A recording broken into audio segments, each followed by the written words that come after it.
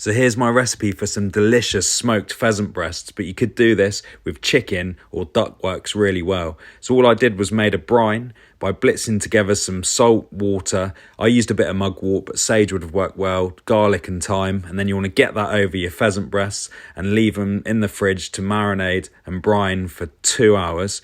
And this will lock in the moisture content, but add lots and lots of flavour.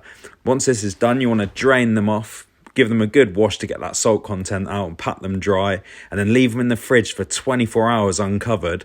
And this will help the natural meat glue that's inside them, the pellicle, to form and go all sticky on top, and that's what's going to absorb your smoke and maintain that smokiness. Then sear them off in a hot pan. Again, this is going to add flavour.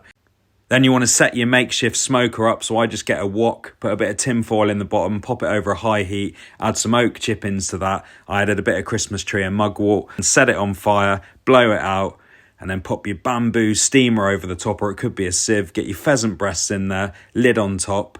And then I smoke these on a high heat, so we're hot smoking, we're looking to cook them through. And I did about 8 minutes, and then when I pressed them, they were a bit bouncy and soft.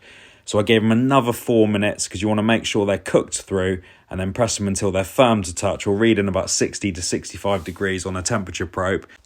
Let them rest before storing them in the fridge until you're ready to eat them. But trust me, when you slice them, they are so tasty.